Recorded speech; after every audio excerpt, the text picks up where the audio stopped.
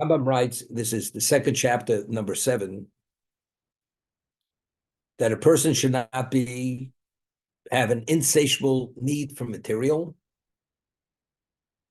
And whenever he has the opportunity to advance or to be engaged in a material involvement, whether it's food, other things, he shouldn't become overwhelmed, meaning to all of a sudden start salivating or becoming excited. Elabel ayin tova. You should be a person, ayin tova, you should have a good eye. You put everything in a positive perspective. My basic Torah. Minimize your work, your business work, and engage in Torah. What does this mean? Why is that the alternative? A person who's into material, let's talk about a hedonist, which is the most extreme level of immersion in material. Why is when a person is, what is a hedonist? You're fully immersed in that way of life. When you're immersed to that degree, you see nothing but yourself. Automatically, anybody who tries to minimize the opportunity for more, you see that person as the enemy, because you see that person as an infringement of what you want and what you need. As a result of that, do you have an ayin tov and ayin ra? You have a negative eye, you don't have a positive eye. But if your interest is not that, I have enough, thank God, and I'm satisfied, thank God. And although I'm not saying I'm the tzaddik of the generation, but I'm satisfied I have enough. Therefore, there's room for somebody else in your life. Other people could also succeed. I would share what I have with others because I'm not going to be minimized. That person has a good eye, meaning he's positive. If he could give and share with others, he's more than happy to. But the person who's the hedonist, who's fully absorbed and immersed in material, that person automatically is invested only in himself. Because if he would see others, that would somehow minimize this drive for more and more and more. Because other people exist besides yourself.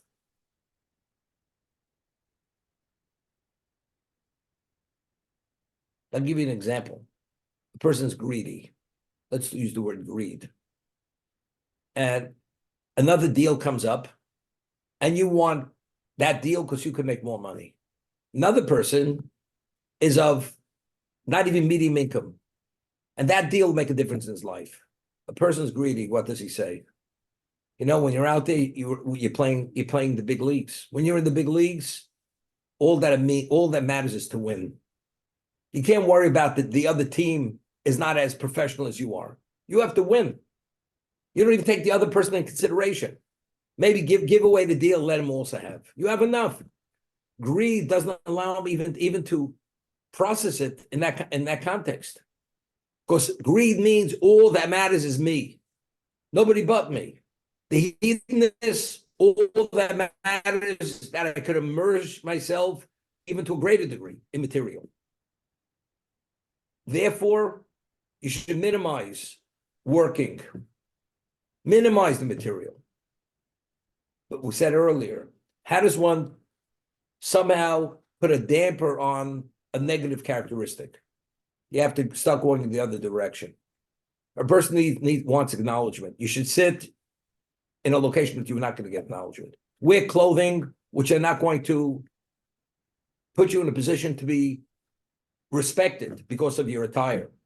Do everything that you're not going to get attention. Over time, through this conditioning, which is opposite conditioning, you'll become balanced. So by minimizing material, you have less. So you condition yourself to have less. Although you want more, but you condition to have less. As much as I desire more, I've chosen to have less. And it should be coupled with Torah study. So once you have Torah study, you're spiritualizing that whole setting. So the combination of less plus spiritualizing it, this is what David says, Somei Rav Hasei Tov. Remove yourself from the negative and do positive. Minimizing the work, you're removing yourself from the negative. Because the more you have, the more you want to have. I want to take control of that part of my life. I'll give you an example. A person is addicted to gambling and he has no money and he's not going to steal. Over time, the person has been to the casino for 40 years. Over time, gradually, it becomes less and less the drive to go to that casino. Because what does he go there for? He has no money. So once you're doing that and you're not going, what should you engage in? Maybe in therapy to somehow to help you with this addiction, that you should never go back there, even if you have the money now. That's asay tov. Sumei ra, remove yourself from the negative. That's working less. We're not talking about you working where you can't make ends meet.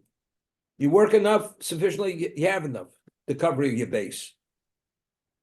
And by doing that, but I'm suppressing my need because I want more.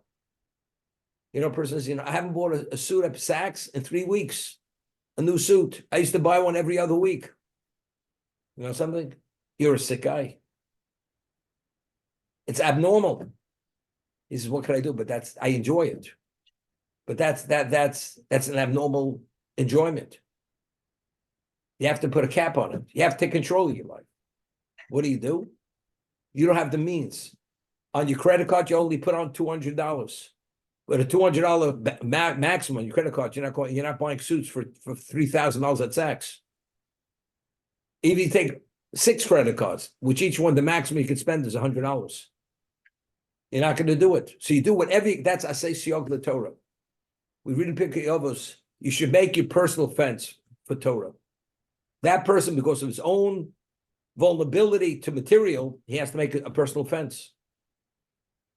Work less, study more. So you're removing yourself from the negative and you're increasing the positive by spiritualization through the study of Torah.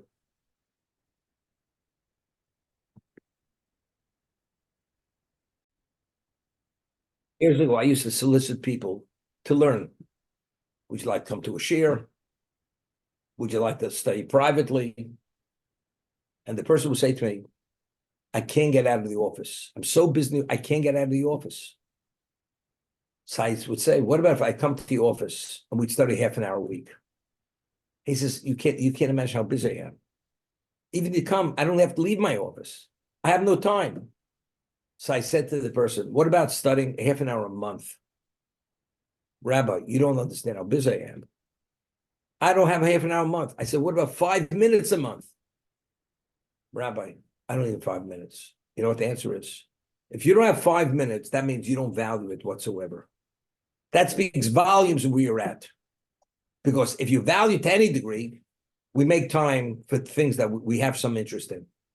Maybe a minimum amount of time, but you make time. If you can't find even 5 minutes in a month, that means you have no interest. That's the reality.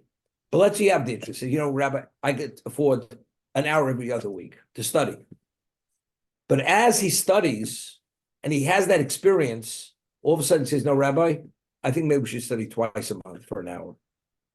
And as he starts gaining the knowledge and he sees what that is, he says, I think we should study an hour every week. Because the person is being touched by something which is special. He's being spiritualized. It's not only the knowledge, it's the experience, the interaction. And gradually, over time, he becomes a different person. The story of Rabbi Akiva.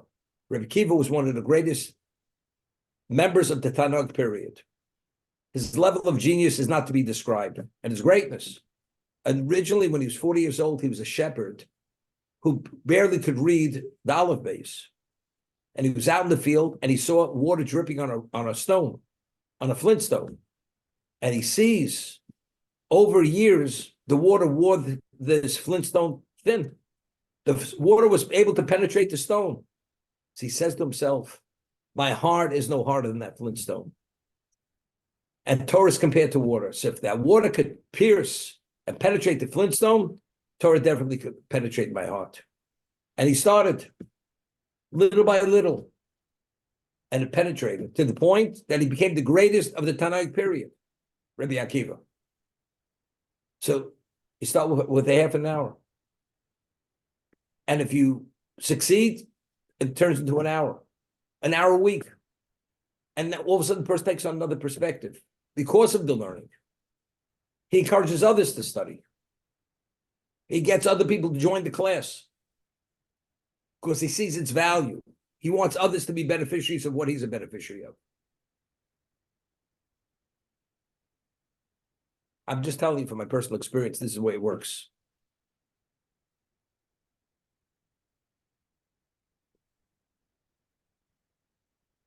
Minimize your workload. Increase your Torah study. By minimizing your workload, that means you're less involved in the material. I have more time to focus. But although you need suppression, you have to suppress the need to go to the office. Certain people who study, some people I know, they don't get into the office till 11:30. Why? Because they have a study partner, either in their home or in a basement. They study. Only after that, they go to the office. Why don't you have a study partner learn in the office with you? Because when you're in the office, it's a different environment. You can be distracted. Your mind is on what's going on in the office. I'm in a different environment. I'm in my home or in a study, in a yeshiva or a beis medrash. It's a different environment. You're not distracted by anything that's going on around you other than what you're doing. As a result of that, you maximize on the time that you're spending. In the office, it's not so simple. But even if you tell your secretary, no calls next hour, as much as no calls, but mind-wise, you have things on your schedule that you have to deal with. Being in that location, you have it on your mind. Being elsewhere, it's not on your mind. We speak about out of sight, out of mind. You don't want to be in that location because that's not out of sight. And if it's not out of sight, you're touched by it. And that becomes a distraction.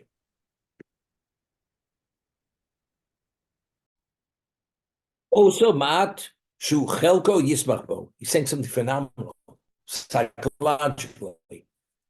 Person earns a tremendous amount of money. You earn a little bit more, it doesn't mean anything. But let's say you're minimizing your work hours. You work very little. And now you know the value of that money is to cover what you need. So although it's a fraction of what you normally would make, but you're happy with that because that's meaningful. You appreciate its meaning. When you have unlimited amounts of money, you can do anything. You need something, you work, everything you have. But when you minimize and you have a limited amount of time, the money you earn then, that money takes on a different degree of value. So he says, that is your portion, you'll rejoice with it.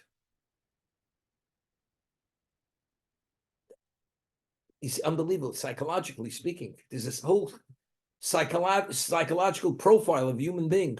When do you appreciate, when you're not appreciative? I'll give you an example. Person's worth $100 million, and he misbehaves.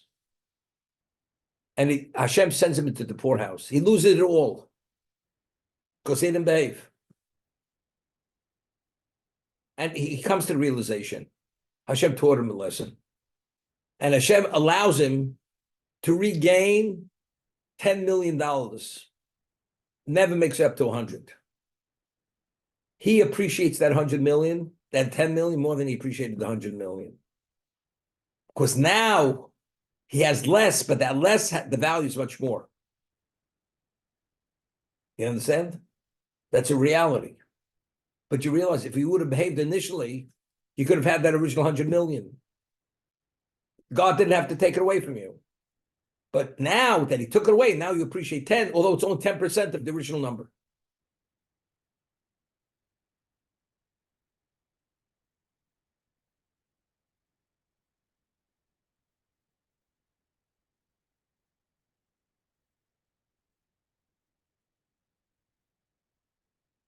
You have children, when you raise them, they're always complaining. Why? Because they're spoiled rotten. Those words, that expression you don't hear any longer. Spoiled rotten. And then now the child's on his own, and the child has nobody to go to. And he has to become a self-earner. and he's barely succeeding. What he didn't appreciate originally, all of a sudden now he's starting to appreciate. Because he understands with the less, you're able to get along. You don't need the more. When he had the more, he didn't appreciate. That's why he was a sport. He was rotten. He was spoiled rotten. So all perspective is based upon where you're at. And that's what he says. When you go and you spend less time working, that means you earn less. That amount, you're going to rejoice in that. You're going to be joyous with the less. When you have the more, you're not as joyous. Because when you believe there's anything you could do, then it's you. It's not the baseline necessity of life.